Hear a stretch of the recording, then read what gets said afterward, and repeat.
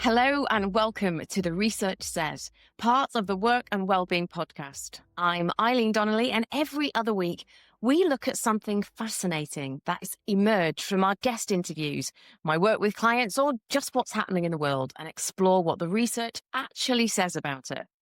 Now, today I want to talk about something that's been on my mind since my conversation with Louise Cashman at Mott MacDonald. We were discussing how to really understand what's happening with workplace wellbeing. And Louise said something that reminded me of a fundamental truth. Some of the most valuable data about how our people are doing is hiding in plain sight. And it got me thinking about all the signs we might be missing, all the patterns that could tell us when someone needs support weeks before they even know it themselves. So here's what I want to explore today. What data should we actually be paying attention to understand workplace wellbeing? What are the obvious metrics we think we're tracking well, but probably aren't? And what are the hidden signals that could transform how we support our people? Because here's the thing, you can't necessarily take someone's blood pressure at work to check if they're stressed. You can't always run medical tests to see if they're burning out. But there are dozens of data points already in your systems that can tell you everything you need to know about your team's well-being. And before anyone starts worrying about Big Brother surveillance, this isn't about monitoring people. It's about spotting patterns, looking for outliers, understanding when someone's behaviour changes significantly from their normal baseline. So it's about using data as a tool for care, not control. Right, let's get started with the metrics everyone thinks they're tracking brilliantly. Louise and I talked about some of these, and honestly, most organisations are possibly missing the real story. Absence patterns. Everyone tracks sick days, but here's what most people miss. It's not necessarily about the total days off. It's more about when they take time off. So, for example, taking random days off that happened to be the day before a big presentation or an important meeting. That could be telling you something completely different. Maybe they don't want to be there for a specific reason. They wouldn't be able to manage on that day. So there's research in the Journal of Occupational Health Psychology showing that sporadic absences predict mental health episodes 73% more accurately than just counting total days. That's a huge figure. So when someone maybe starts doing this, that's often a signal that they're struggling to cope. Another metric, turnover timing. We all track who's leaving, but when are they leaving? People struggling with well-being don't randomly quit on a Tuesday. They'll leave during a major project or maybe just after one. They leave when their manager changes or when team dynamics shift. So track turnover by project phase, by team, by manager. Suddenly, you'll see patterns that tell a much richer story about what's really happening in your organisation. Another one, survey score variance. Please stop looking at survey averages. The real gold is in the variance. When someone's score drops dramatically from one survey to next, that's your early warning system. Gallup found that individual score volatility predicts disengagement 6 months before traditional metrics even notice something's up. It's not the person consistently scoring low that you need to worry about immediately. It's the person whose scores are all over the place. Productivity extremes. Now, everyone panics when productivity drops, but sudden increases could be just as concerning. When someone's output suddenly rockets up, they might be compensating for feeling overwhelmed. It's often the calm before the burnout storm. And also, of course, look for those outliers, both the sudden drops and the sudden spikes. Both can indicate that someone is in need of support. A very traditional metric, of course, is the performance review patterns. Changes in how people engage with performance reviews, how they set goals, how they respond to feedback. Now, these patterns often shift when someone's struggling. Someone who used to be ambitious about goal setting, but suddenly becomes very conservative. They might be losing confidence.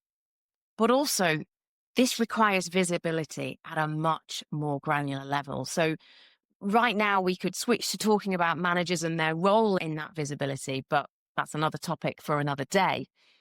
It's really important to get hold of these metrics, but they're still only going to tell you what's already happening. What if I told you there's hidden data that can predict problems weeks before they surface? Now, this is where it gets really interesting, because Louise opened my eyes to just how much data we already collect that could be telling us incredible stories about well-being if we knew how to listen. So let's think about digital behaviour patterns. Your IT systems are collecting well-being data every single second. Email response times that gradually slow down or speed up dramatically. MIT research shows that when people are stressed, their email patterns change weeks before they report feeling overwhelmed. Calendar patterns tell stories too. People struggling with well-being often start declining optional meetings, booking loads of focus time or overscheduling themselves. One study found calendar density changes predict stress levels with 82% accuracy. Login and logout times, they reveal patterns. Someone consistently logging in much earlier or staying much later than usual, they're sending you a signal. Work pattern changes often precede mental health challenges by 4 to 6 weeks.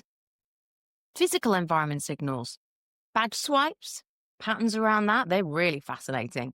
People struggling mentally often change their arrival patterns, coming in very early or very late.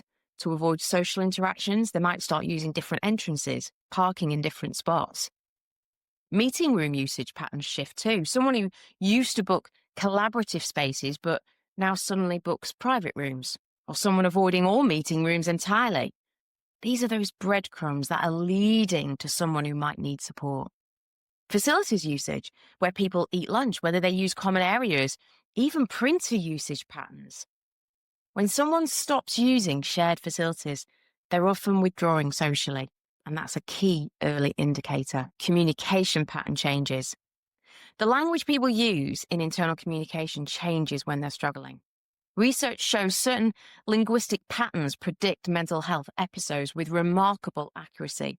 So decreased use of collaborative language, so fewer we's and us, and words that are more I statements, shorter sentences, more formal language with colleagues when they're usually more casual.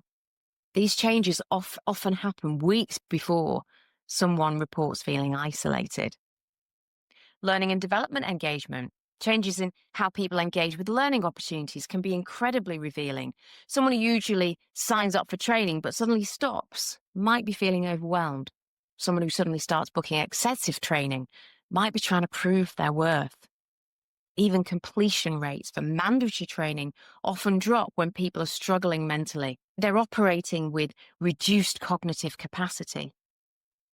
Health and safety leading indicators. So they're the near-miss reporting patterns. They're particularly telling.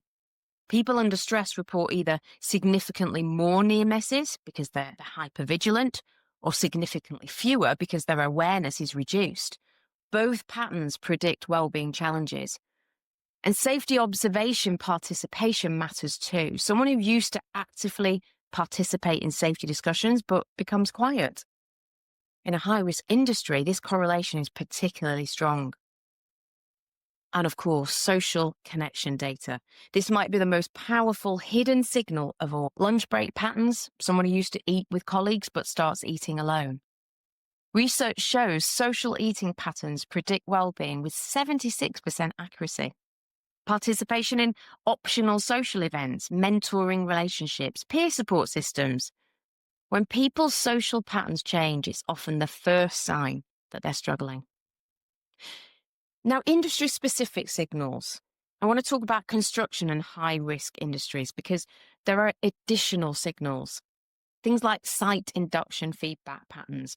When experienced workers start asking more basic questions during routine induction, it often indicates that cognitive load that you get with stress. Tool and equipment checkout patterns tell stories. project pride indicators, when people stop talking positively about their work, stop taking photos, stop engaging with celebrations. We're really looking for patterns. Now, I want to be really, really clear about something. This isn't about watching people's every move. It's about understanding patterns and looking for those outliers, because we're looking for significant changes from someone's normal baseline. The person who usually arrives at 9 but suddenly starts arriving at 7 a.m. every day. The person who used to eat lunch with the team but hasn't joined them for 3 weeks.